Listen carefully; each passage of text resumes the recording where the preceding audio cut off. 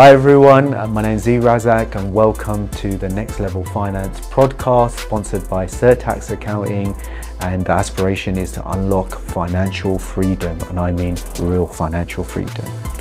Welcome to episode 4, and today our special guest is Amy, who's a marketing extraordinaire, and she's going to add huge value. Hope you enjoy this episode.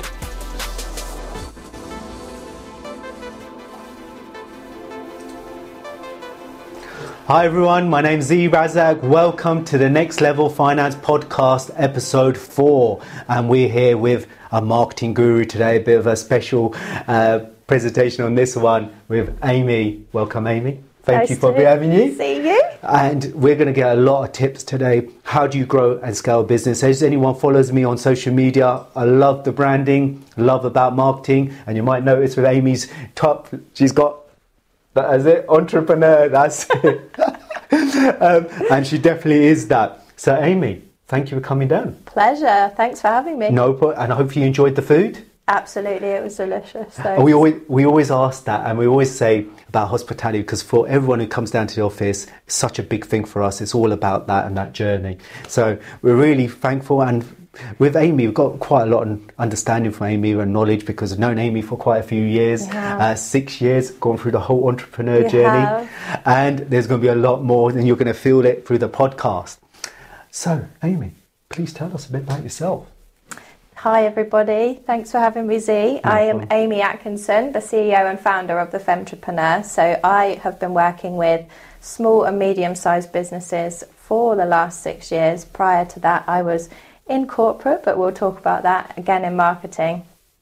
And I absolutely love what I do, love working with these guys and really seeing the numbers make a difference to them. The sales come through, the growth on social media, emails, everything like that is just what makes me tick. So I love it, and that is, can't even beat the intro that. And Amy, by the way, we'll put details later, does her own podcast. You may want to watch it and you get some more tips.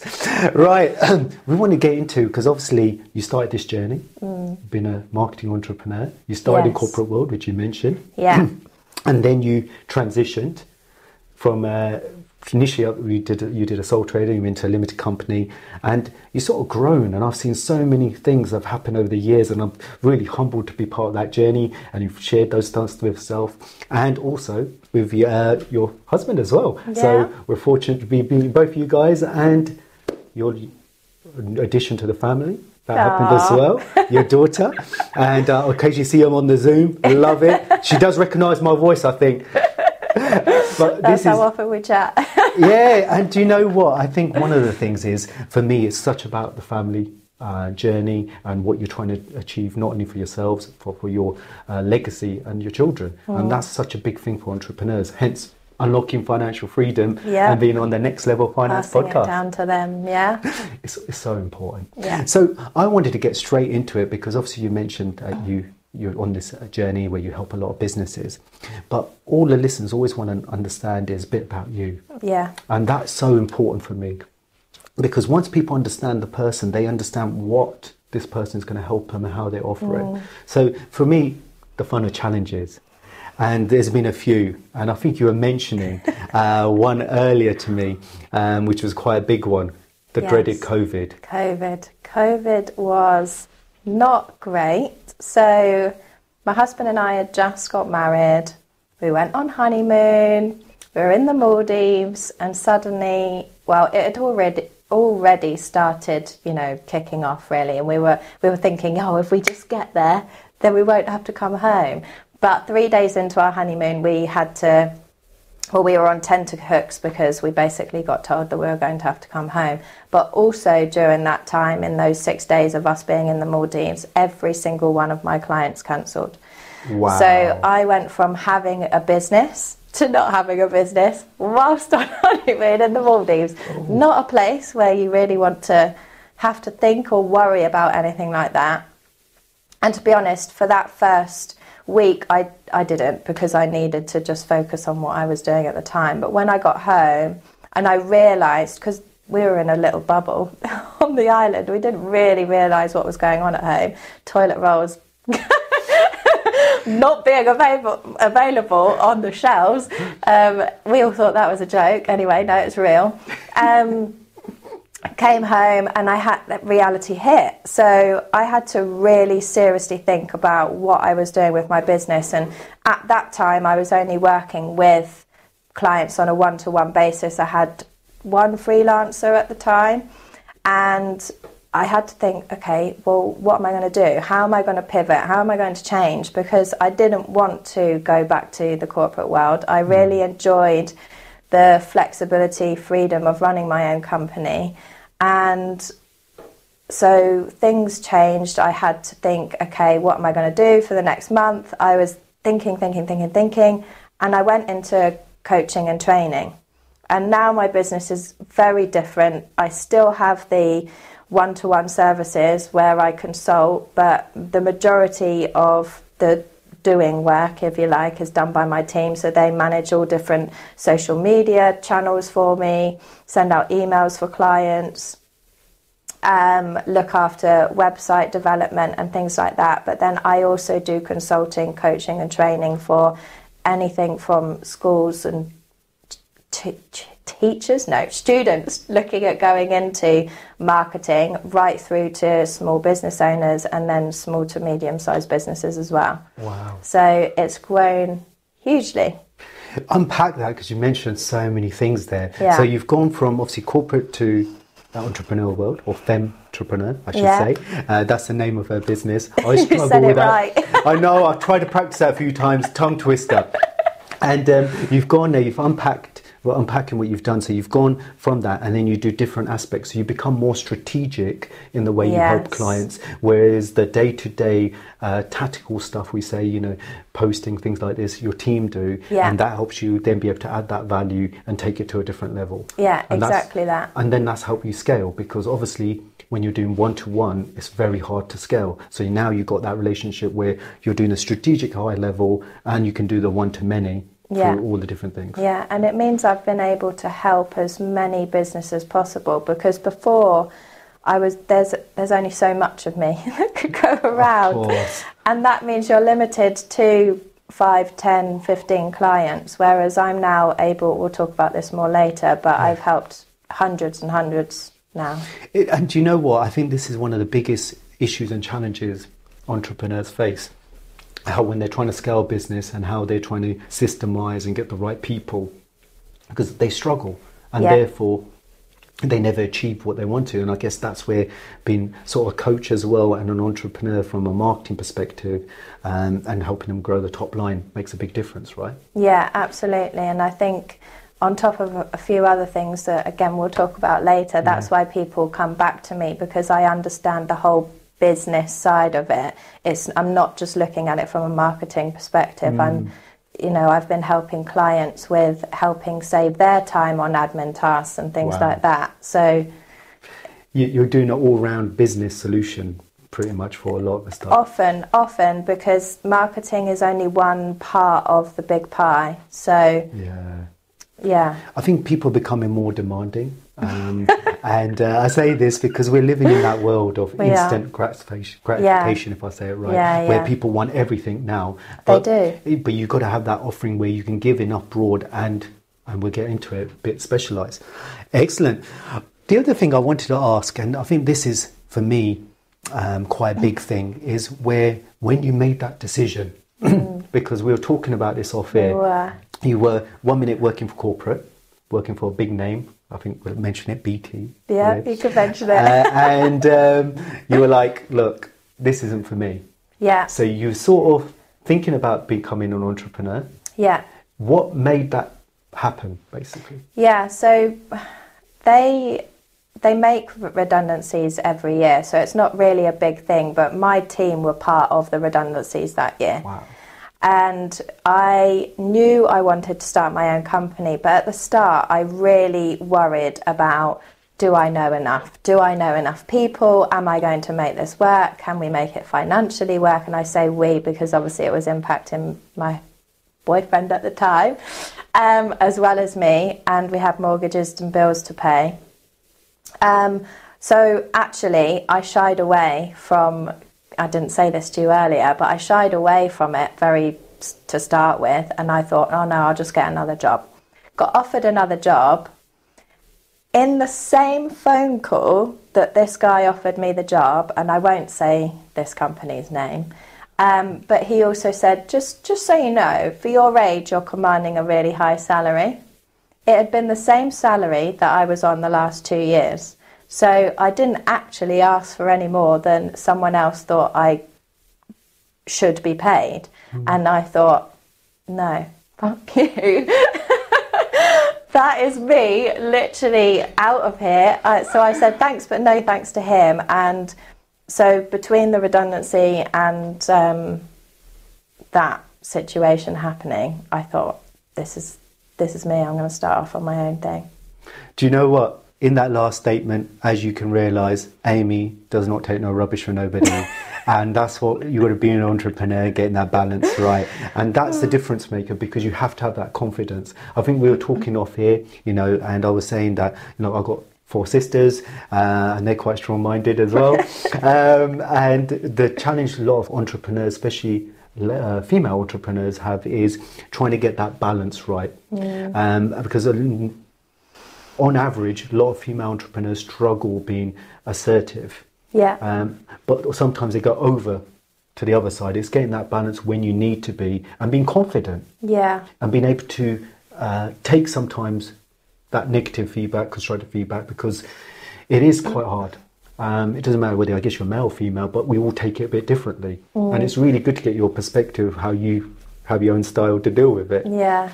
And don't get me wrong, there's been times when I first started out where then I was like, oh, can I charge this sort of money? Because it did have that knock-on effect on me as time went on. I couldn't just shut it out and completely say, this hasn't affected me at all. But what it did do is just give me the impetus to actually do what I really wanted to do, which was start my own business. But then, talking of balancing things, I've got to balance, this is another challenge of mine, balance being a mum, a wife, as well as a business owner. And that is a challenge in itself. I literally wake up probably in the middle of the night several times of the night, and I'm thinking, okay, tomorrow I need to do this, this and this and this. And my only way to get through life is to go through lists. I literally have lists daily. I time block. I don't know whether you time block, but I'm obsessed with it.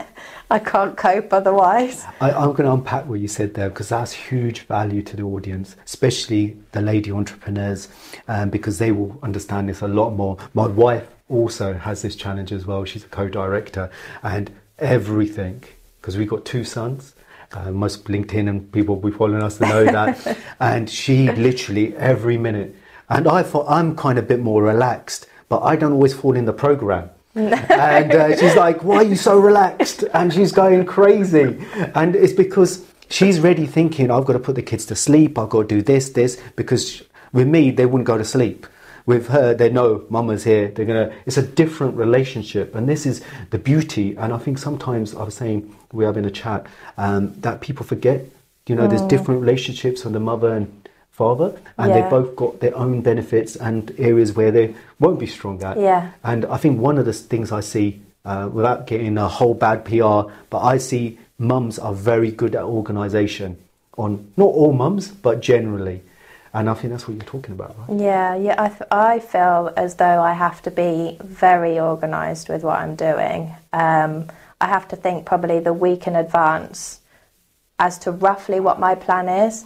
Obviously, day to day, it has to be flexible, and then you have to just go with it. You can't then dither or think about anything. And it's hard. And holidays are absolutely required. You need to have time off. But that is probably another challenge, balancing all of that. And I don't have a solution yet, I have to say. From my perspective, what I've seen, obviously, I think you're doing really well, because it's ongoing, especially when the kids are little. It's really, and they need so much. I say this because I know there's some dads that stay home as well, but generally the mum has a lot of input, especially when they're younger, because they have a different connection. That's what I found with our boys. They'll come to me for certain things, but it's their mum, Yeah. right? And Yeah. they'll be like, when they're upset, they don't want to know dada. No. It's all about their mama, right? Yeah. And you've got to balance that and be an entrepreneur. And for me, it's one of the amazing things that you've done and other successful female entrepreneurs do, is that is a different perspective. And I think you're doing well. So I think you should be doing it. So it's getting and that transition. So you've had all of that fun to deal with. How, obviously being a wife as well. Yes. Talk about being a mum. Yeah. How do you balance that? Because obviously Elliot's busy, he's doing his stuff as well. Yeah, I have to say, since having Eva, it's probably been a game changer for us, because we're now very much on the same pathway, trying to achieve the same things. He's much more involved in my business than he ever was, not because he does anything, but he's my sounding board. Then the same with our little girl. He really is hands-on with her. I'm very lucky that he gets involved. But as you say, she is often always wanting me, but that's the way of the world. He'll then do the washing or do something around the house. So it helps that we both know exactly what each other's doing. We're much better at communicating now. So yeah, I'd say we make time for each other at least once a week. We try and do something, even if, I don't know, it's going for a dog walk. We've got a dog as well, fur baby. And just to doing that. on that one, full pedigree German Shepherd. Yes. I love those. As anyone who's watched us on LinkedIn, I had one as well. And I've met... You have met Jensen. Jensen. I met Jensen the first meeting. Yeah. Jensen was definitely wanting to know who I was and when I turned up. And I've given a bit of advice around accountancy tax, and Jensen's looking through the window. Yeah. He's like, who is this? Who's this stranger in the house? But they're such great judges of character. They are. And people don't realise, for me, I'm a bit biased, but I think they're the best dogs. I know there'd be a lot of comments around, they're different dogs, but German Shepherds are like 7 out of 10 for everything. Yeah, we're biased though, aren't we? Yeah, but I used to understand 2 languages. My mum had him on the Asian soaps. I'm telling you, and it makes a huge difference. And I think as a part of family, how has Jensen dealt with Eva? Oh, he loves her. Honestly, he's actually calmed down a lot since she was born, which has been, thank God, because honestly, it would have been so hard if he kept up his crazy momentum. But they have the most beautiful relationship. It's really nice. I found that with German Shepherds. They sense children. They can sense stuff we can't sense, and they know they're not a threat, and they're really... It's amazing. It's amazing. We'll be talking ages about those. Yeah, let's not too much about dogs. I guess one of the things I wanted to get out of this, and I know we're going to dig into, everyone wants to know about social media and how that's impact marketing, but I guess what I want to understand is really important, and when I have people as guests come on, is how their approach is, because I think that is so important. And in this case, I guess the specific bit I want to know about on your approach is, how do you work with clients, and how do you get that, that relationship? How do you do that? So when someone tends to know me quite well when they come into my world, if you like, because I'm on Instagram quite a lot. I'm not so much on LinkedIn, but I am on Instagram quite a lot, so they know me. I know you're going to hate that. So they do know me quite well, and they know that when they get on the phone with me, I'm really chatty. I'll get to know them as a person. I'll get to know what their goals are. I'll get to understand their business. If needs be, I will I'll be part of their business for a day, so that I really get to grips with what those business challenges are. And once I've got all of that information, then I can then analyse, go through what's working, what's not working, and then make recommendations going forward. And whether that's me and my team looking after and doing the things for them, or it's me just consulting with them on a monthly basis, that's kind of how I work, really. I guess one of the things I guess it comes out is that you were telling me a stat earlier, and I was quite like, wow. You were stating that, am I right saying you kept most of your clients, 100% of your clients at least stay with you for at least a year? Yeah. Which is quite unique because people these days are, as I mentioned earlier, they want instant success. And marketing stroke sales is not instant success. No. And I think, I know a huge part of why people stay with me is my transparency. I will say to somebody up front, because I don't really care about the money. So I'm not going to say, oh yeah, we'll give you all of this stuff when actually it's not going to happen. I'll say to them up front, which is my expectations based on their budget, based on what they want to achieve. And therefore, because I've been open and honest about that and realistic and with all of the time scales built into it, they know exactly what they're getting. They're very happy with what they're getting because I'm just honest about what it actually looks like. I think this is sometimes so understated and people say it without even thinking about, but especially when you're in a service-based business, it's intangible. It's not something you can feel. It's not like going buying property and things like this. Yeah. Right? People have to have that relationship. They have to trust you.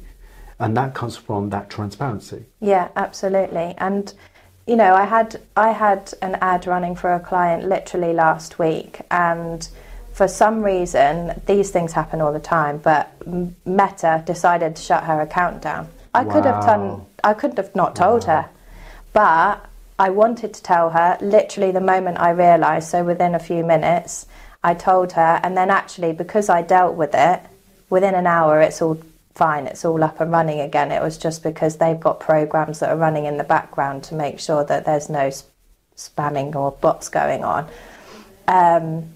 Can I just jump in? For people in the audience who probably don't know who Meta is, most people do. They're the people who run Facebook and Instagram. Because a lot of time people don't know Meta, but if you go on their dashboards now, it's all about Meta, isn't it? Yeah, so okay. So you had a lot of that, and so you help that relationship, you go over and above for people, basically. Yeah, exactly that. And I think if you don't, then people will get frustrated if you're not really doing. And that's one thing that I really do swear by, is that I will never say that's enough. I will always do what is the best thing for that client, and I expect my team to do the same. And if they aren't doing the best for that client, or at least telling me what that looks like so that I can then have the conversation, and perhaps it maybe means that they need to pay us more, but that's all about transparency. It's all about building that trust. And when you do that, that's when you're going to keep people. I think one of the things that I think you've done really well is sort of explain that. One of the things that you sort of obviously transitioned, which we didn't mention, I want to talk a bit about as well before we go into another part, is you are a multiple business owner. I am. Right? So you're like one of the classics, I say, for clients that we have and we work with, is that you've got a trading business, which is your marketing business. Yeah. But you and Elliot delve into an asset that I talk about a lot. Property. Yeah, and how have you found that transition a bit as well, where you're trying to grow a scalable property investment portfolio? What challenges have you faced moving between those two? Because it is different, isn't it? Oh, what challenges have I faced? I think it's probably nothing to do with the transition, but everything to do with my goals versus Elliot's goals. I don't want to start no domestics. Elliot finds out, what did you say? Did you get me? Oh, no. I think from my perspective, it's trying to translate my strategic brain and thinking how things work in my business and how I can take that into the property business and look at all of the numbers and build all of the spreadsheets and making sure that we're doing the right thing when we don't actually, it's all new to us at the moment. We're still learning, whereas I'm 15 years into marketing, I can do it in my sleep. So it's almost like you're relearning a new skill as to where's the best place to invest in property, what type of what type of property is the best property to invest in. So it's learning something new. Let's just add that into the thing. But that's why you're like multi-talented, because you're an entrepreneur, that you've understood the journey, and hence why I talk about unlocking financial freedom, and we call this Next Level Finance podcast. Obviously sponsored by Certax, as you can see. And the reason why we talk about it is because we can't run forever. And when you run a trading business, they're great for cash flow, but it's something that requires your time and attention. Yeah. I'm not saying property businesses don't, but that transition gives you multiple sources of income. And I think you mentioned earlier about, you know, redundancies and things like this when you worked at BT. Yeah. If you don't have that diverse income or diversify your income, you're leaving yourself open for things changing, like COVID. That should be a reality shock for a lot of people. Yeah. So I guess you've sort of got that mindset. And do you think that's shaped your mindset because of those events that have happened to you? Oh, yeah, 1,000%. Because even just the way my trading business is created and the different income streams I've got within that, what we've decided to do with the property business is we're buying similar residential properties, but that's not what we're going to do forever. We're also looking at different areas, different types of properties, so that if some go up but others go down, you're then not tied into just one thing and one thing only. So yeah, for sure.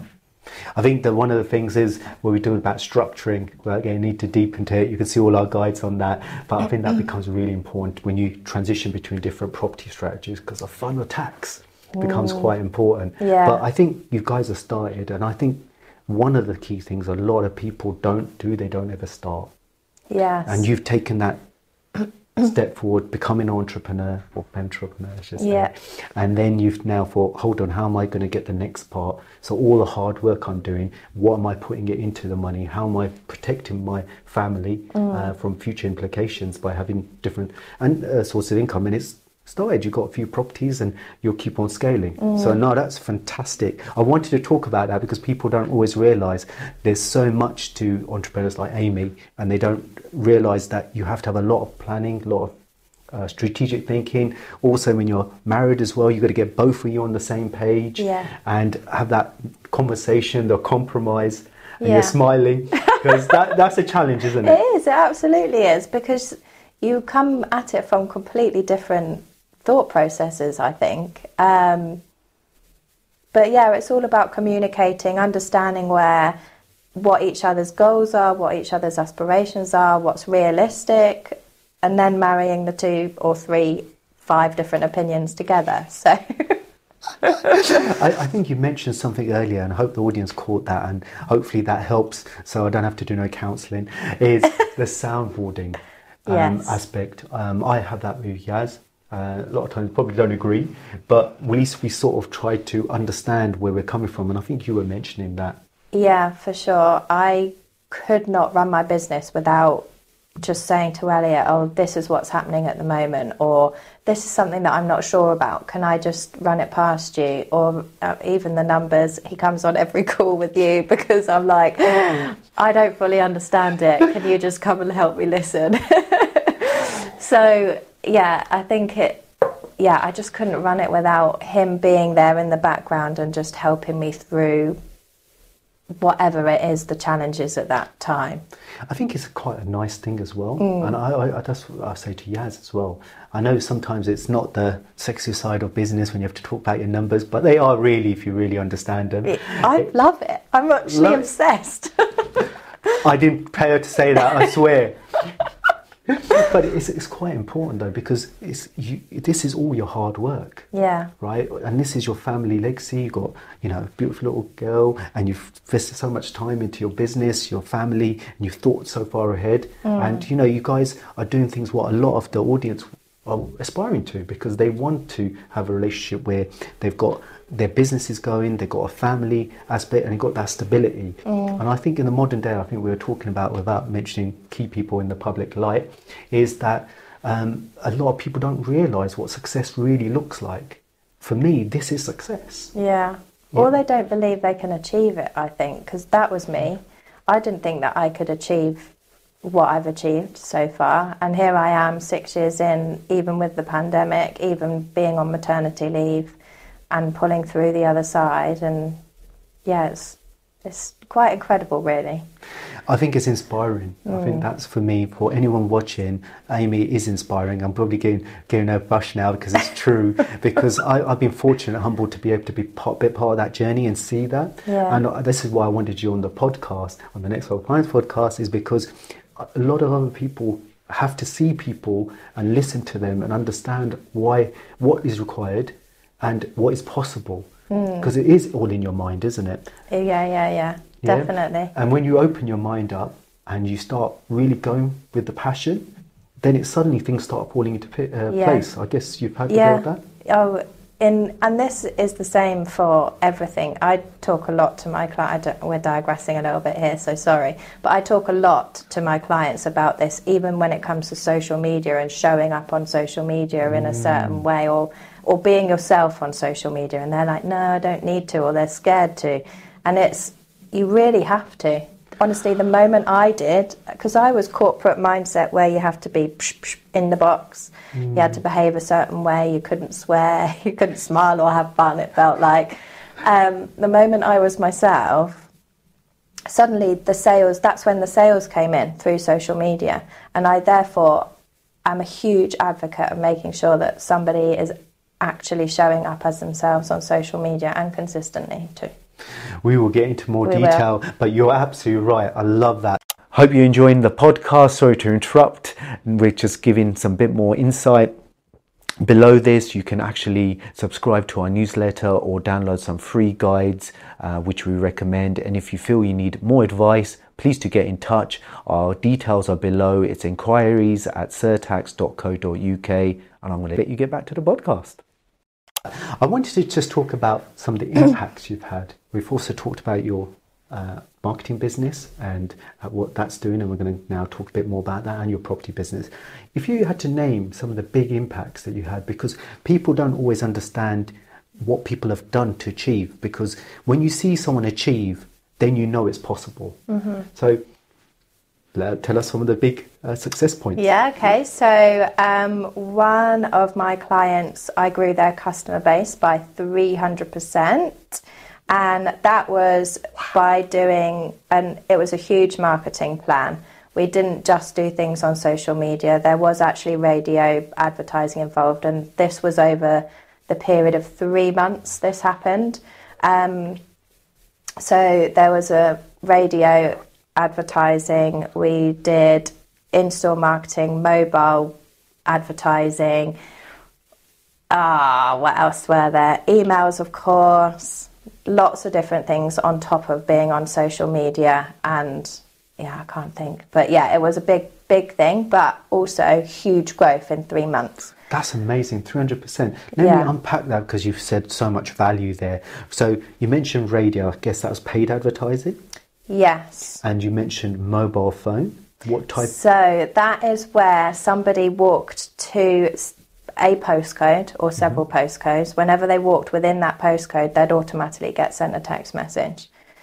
Wow. Promoting, So anyone walking in, they get a text sent to their phone? Yeah, so this is probably more relevant for a product-based business or a service-based business like hospitality, something like that. But if you were trying to drive revenue or covers for a restaurant, for example, you might want to let anybody know within that postcode that you're open for lunch, or you've got a special on, or something like that, and you could do that. So Amy's mentioned her niche there, and I always go on about, if you want to communicate to everybody, you're not going to be successful, because you can't be everything to everybody. So you have to be specific. And Amy's niche is hospitality. Luxury and hospitality. Luxury. When you say luxury, was that any luxury brand? So this is where it's quite not niche in itself, but it is niche because they are all high end of their game. So I've worked with like drone companies or fireworks companies, that kind of thing. So obviously not everyone would go and buy that as a package or a service, but there's still a service that they're running. So you're doing it without getting technical on the customer acquisition. Yeah. So what value the client is that you're acquiring. Yeah. And if they're higher value, therefore the average customer spend is higher. So there's so many different ways to niche. So Amy's amazing value. Hope you guys are watching that. She's giving you different ways how to niche, and that's available or possible for any people or any entrepreneurs in different service businesses, because when you know what your customer looks like, you then know what value they are going to be, and therefore you can see what someone's willing to pay to acquire them. Is that fair to say? Yeah, exactly that. Excellent. So you do that, and I guess as you've mentioned your niche. we've got to get on to, as we mentioned earlier, how have you used social media? Because you've talked a bit about paid advertising. I want to spend a bit of time, because anyone who follows us on social media, I love that, and which is a bit unusual for people in my industry. How do you approach social media? Which platforms do you feel comfortable with? Because there's so many now. Yeah, so for my business, the first thing I would say about this is to be, when you're super clear on who your ideal customer is, you know which platform they're using. Mm-hmm. So I could definitely use LinkedIn. We've talked about this before. I absolutely could. My customers are there. However, I find that because they are using Instagram for their business, they're actually spending quite a lot of time on Instagram. So that's how I predominantly get my customers, is from Instagram. So I'm spending a lot of time on there. Really good point. I'm going to follow up on that. So Instagram has been a good business to business tool, platform, not just business to consumer. Yes. Wow, okay. Absolutely. Okay. Yeah, so there are so many service providers now on there showing up as themselves, giving value like you do, all of the videos and things. And because the business that they're trying to attract is using Instagram for their business, they're spending a lot of time there too. So as much as you first and foremost will think LinkedIn is definitely the place to hang out because they're thinking, or they've got their business head on, so they must be spending more time on LinkedIn, that's when you really get to grips with who your ideal client is and what they're doing. Wow. So I guess this leads me nicely onto the question on that, and this is good tips Amy's providing here, is how do you use the platform? Because normal post, if you just go on Instagram and you haven't got a huge amount of followers, and you post on Instagram, you're unlikely to get much reach, because organic reach isn't really that great on that tool in that way. Have you been using the Reels, Instagram Reels, a lot? Yes. And they got reach, haven't they? Yeah, so Instagram Reels will give you the reach moreover than a post. Better engagement will be, I'm giving it all away here, better engagement will be the carousel posts. Wow, okay. So when you've got multiple images in one post. But if you really want to sell to your customers, almost forget about the reach for a minute and focus on who is actually following you and speak to them in stories. Because the people that follow you, 9 times out of 10, will see your odd posts that you post, but they will really engage with you in stories, and they will really know, like and trust you through stories. And the more that you show up there, that is when you're going to get the sales and the acquisitions come through. Wow. And ultimately, that's what's important to us businesses, is the sales. We don't care. Yes, the reach is important, but you want the sales more than the reach. And you felt that's been one of your big drivers for business. Yeah. So you mentioned stories. So that's when you obviously... Yeah, so you have to think of them almost as different strategies. You've got your strategy for reach, which is where you're getting your reels. If you want to get engagement, help you build that trust, then you want to be creating those post carousels. This is for Instagram, by the way. Yeah. And then for stories is where you're really building that relationship, and then you'll get the sales through stories. I love this part. We've been going all through the social media. So Instagram obviously seems one of your favourite. Which other platforms do you use regularly?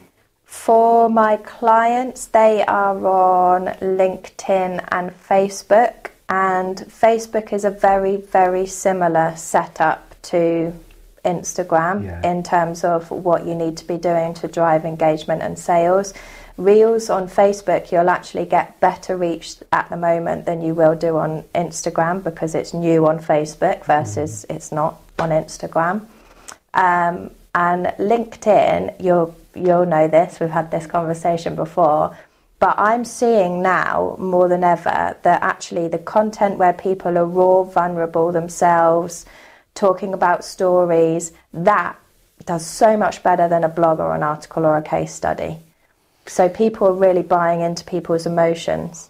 I think it's so important. I think there's a balance, and this is where I think people get confused on LinkedIn. and I've been an active user of LinkedIn for some time now, and LinkedIn's been huge for us. And one of the things I found with LinkedIn, it's not just about being vulnerable, it's explaining why that's fueled you to be the way you are and how you're approaching stuff. Because I see people just putting vulnerable stories. Great, you're getting a huge reach, right? But people, after a bit, you know, the classic, I don't want to bring this up, but I'm gonna, the crying CEO. Do you remember that? And everyone was a bit harsh with that person, but that was where I think, yes, he got PR, but it brought the not positive PR in the sense, because people were more like, what is he doing? Because you can get into it, there was a guy and lady, how the difference would be and all the rest of it, what people are posting. But I think there is a way to communicate. And the key is to build up an audience based on being authentic. Yeah. Because people see through stuff. Yeah. You know, it's like, agree. You know, and what I see a lot on LinkedIn, for example, is people just going on there and saying, here's what I do, buy from me. And then there's like, Zee, it doesn't work. And I'm like, that's because you're just selling. If someone knocked on your door every day, you'd be annoyed after a bit with them, wouldn't you? You'd be like, stop knocking on my door, right? So you need to build a relationship with them. I guess you mentioned Facebook. I've seen the Facebook Reels and things. How do you find TikTok? I want to talk about this because everyone's like, TikTok, really? But TikTok's a bit of a funny one recently, I think. It's changed quite a bit on the algorithm and how you communicate and how many views you get. I don't know how you found it. Yeah, so what you have to think with any social media platform, and it's now really prevalent with TikTok, is that more and more businesses are using it, more and more people are using it, but the fact that you've almost got more competition because more businesses are using it, but the growth of more people using it versus the people that are using it to view content isn't the same. So you've got competition with everybody else that's creating content, so your views is going to go down. Does that make sense?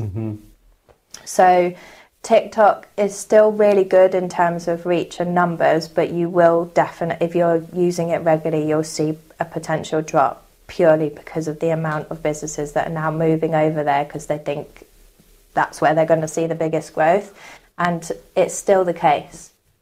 Yeah, I think what I found is the two bits that got really organic reach is LinkedIn, obviously. It's got a huge organic reach. TikTok has, but I think I heard it positioned in a quite an interesting way. They said, like, if you were on it 2 or 3 years ago, it's like buying a house on the beachfront. Yeah. Now it's like you're buying a house 6 roads in. You're still getting a bit of views, but it's not the same for the people who are already in there. Yeah. And it's also done differently, the algorithm, for anyone's watching for TikTok. It's done on not just your followers, it's done on whether that content is resonating with the person who's watching it, and it then comes up in the algorithms. So, and I think LinkedIn is like that as well, and this is why people don't get those. The following is not the total bit like it is with some of the other platforms.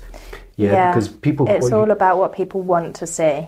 And it sort of matches that. Last one I want to talk about a bit is, do you ever use Twitter? No. I hate it. Why? I can't even explain why. I literally can't. What I feel about Twitter is just compounded when Elon Musk bought it as well. Sorry. No disrespect, Elon. Right, don't cut me off on this one. It wasn't my view. I'm serious. Sorry, go on. No, it's fine. I just feel like it's a bit of a dying platform, is what I feel. People are more invested elsewhere.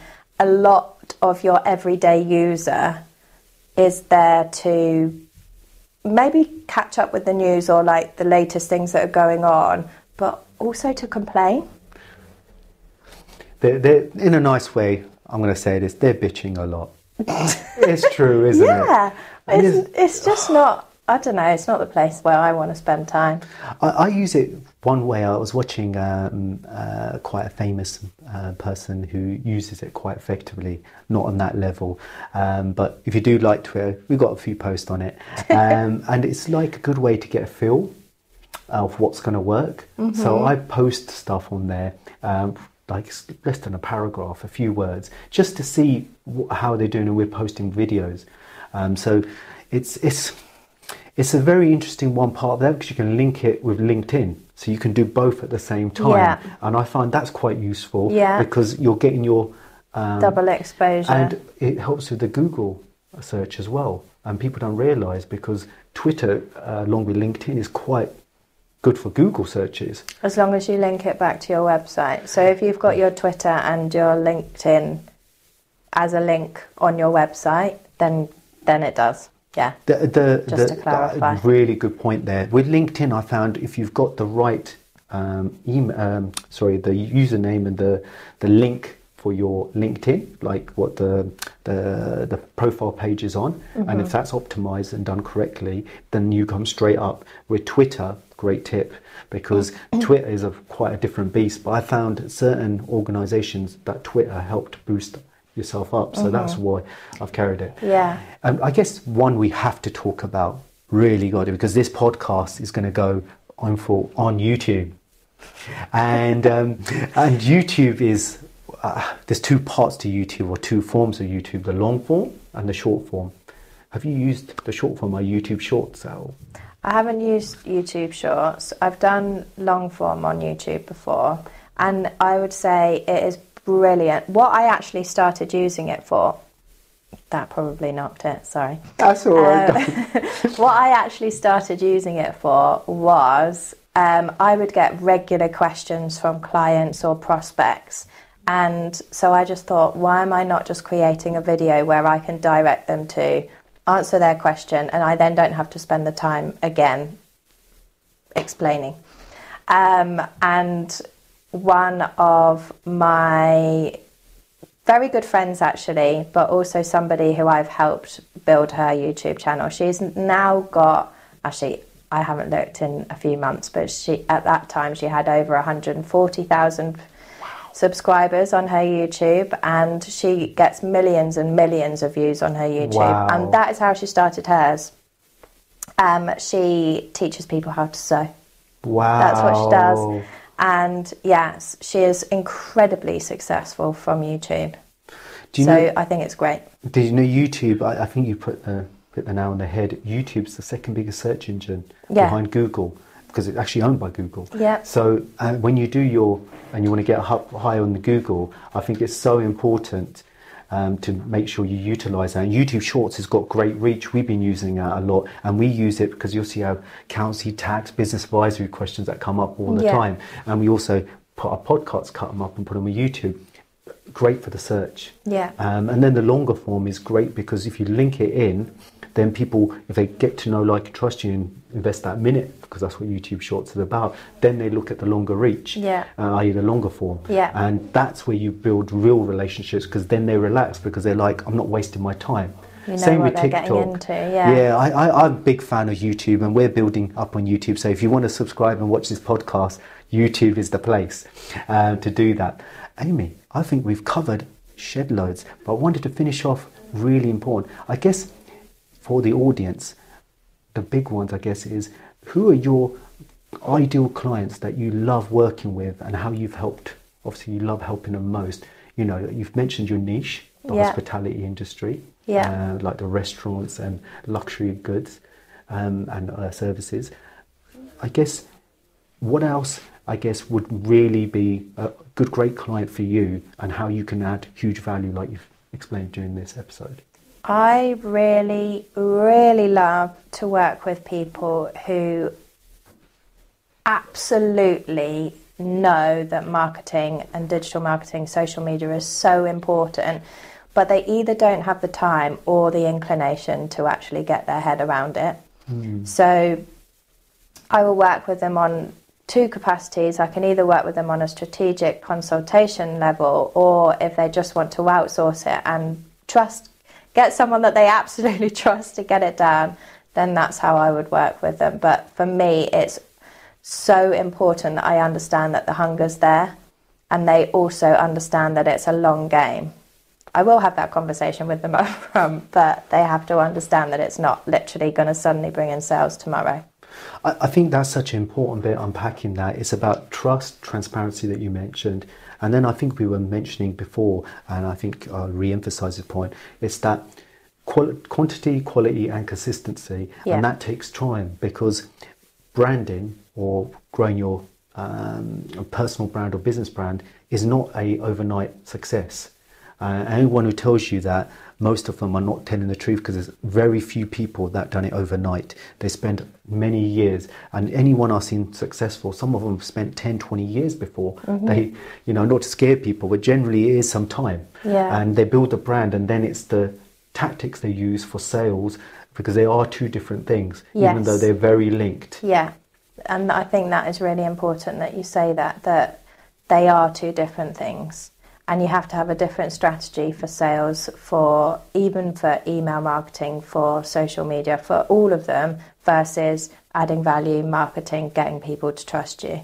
And that is where a lot of people go wrong. Like you said earlier, they put up a post and say, buy this, I've got this, and then they don't get any sales, or maybe one if they're lucky. But that's because they haven't done the work before, after, to actually get the sale come through. Or do you know the classic which winds a lot of people up? If you're doing this, please stop.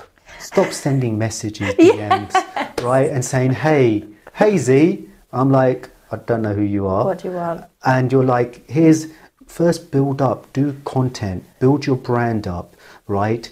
First of all, and then do a good call to action if you're thinking about your sales to convert, because people will only buy from you. And Amy, the expert, has just spoken about this as well. They will only buy from you if they trust you, like you, know your content. Yeah, because content is king or queen in my world. It's even taken out of cash. And a finance person is actually saying that, because that is cash, because it's your time, right? Yeah. And people buy those digital assets because that's what they're buying into. Yeah. So you've got to give so much value up front, right? Yeah. It's been great. We're going to add your details to Yeah. the post, so anyone wants to contact you. But it's been great having you, Amy. Thank you so much for having me. Yeah, and we're going to put this everywhere. So if you've got any comments, anything you want to know from Amy or ourselves around marketing, being a female entrepreneur, that would definitely be Amy, because I don't pull that one off. And how she's done multiple businesses, not just a trading business like marketing for clients, but also a property investment, how she did that transition, how to being a mum, working mum, as well as a wife, and running all these business entrepreneur, so many things, and running a podcast, which you mentioned as well. Get in touch, because this is what we're all about, and inspiring many people. Thank you so much. Thank you. Thank you.